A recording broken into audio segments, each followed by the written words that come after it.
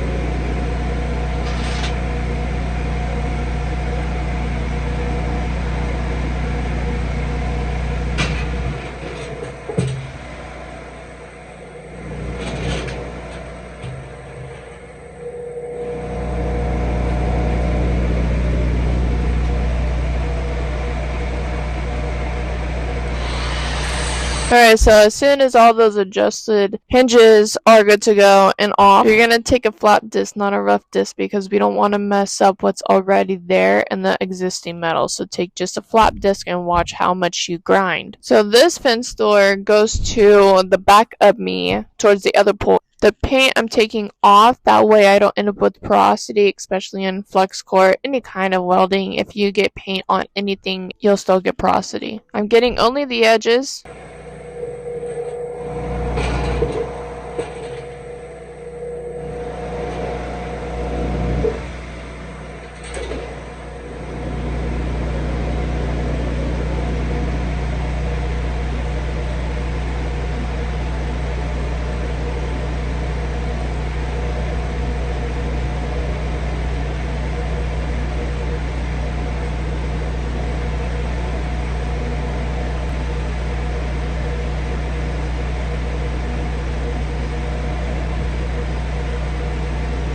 Gonna add the 2-inch pole right now. I have my C-clamps with me.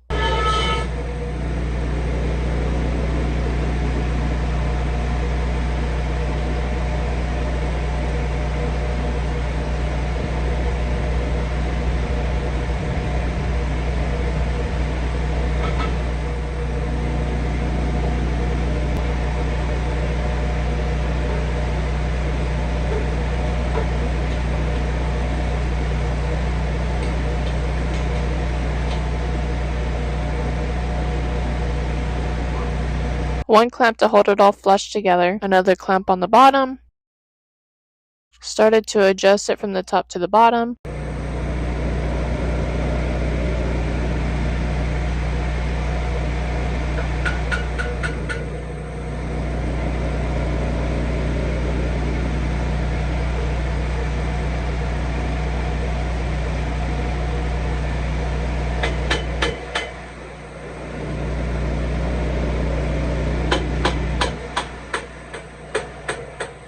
I ended up getting one of my bigger clamps out, putting it up at the top, and then I ended up welding the middle part just to keep it all together because it was already flush. Don't forget the front.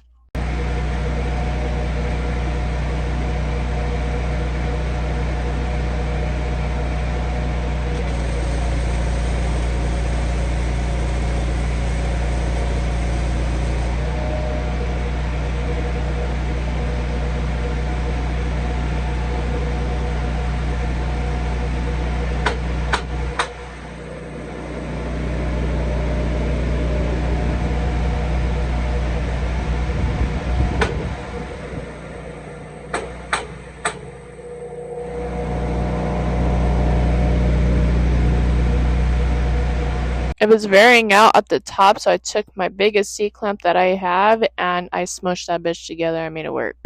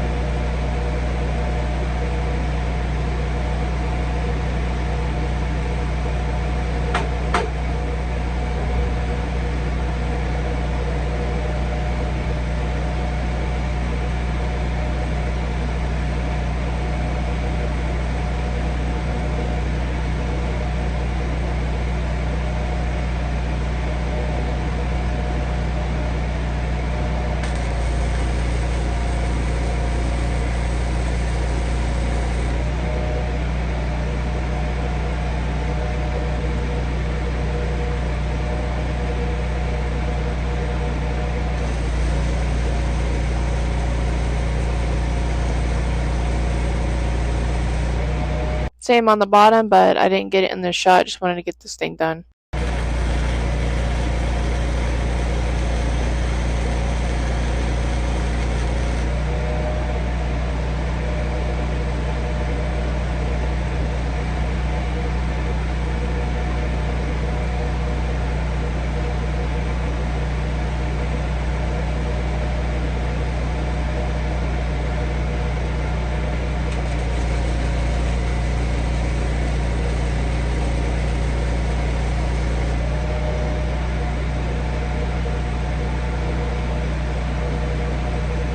In order for me to operate these butterfly hinges, I have to take off the paint with the flap disc or a grinding wheel, and that's exactly what I did.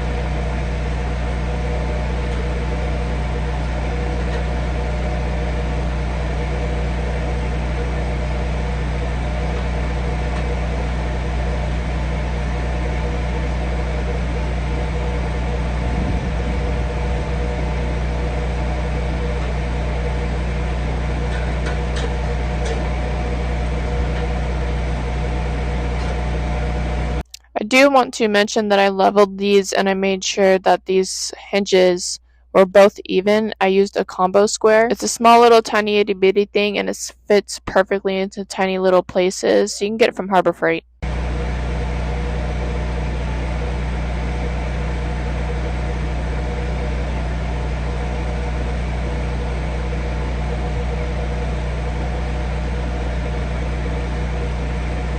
I ended up tack welding both of these hinges on, but one at a time obviously. Tight on the top, loose on the bottom, got my clamp, and then I ended up tightening up the bottom of the butterfly hinge.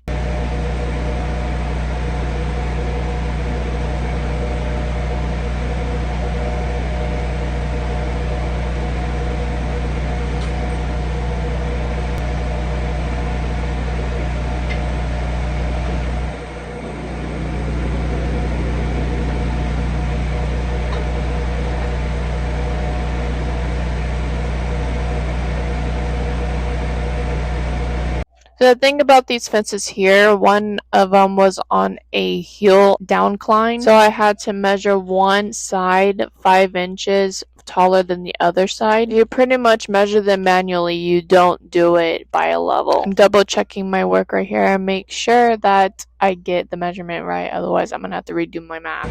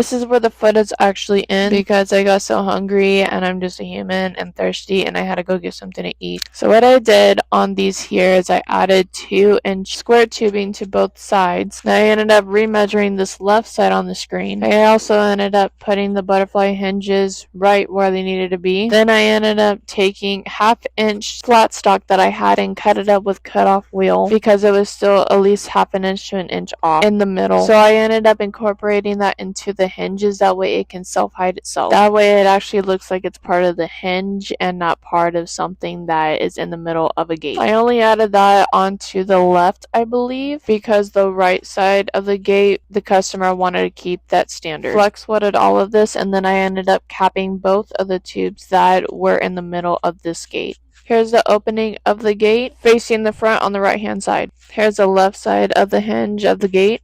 Then there's a 2-inch angle iron that I cut to go along with the angle of the slab that was leaning downwards. And I stitch welded about 3 to 4 inches. This is only because he didn't want his little doggies getting outside. Here's the before shot and the after shot.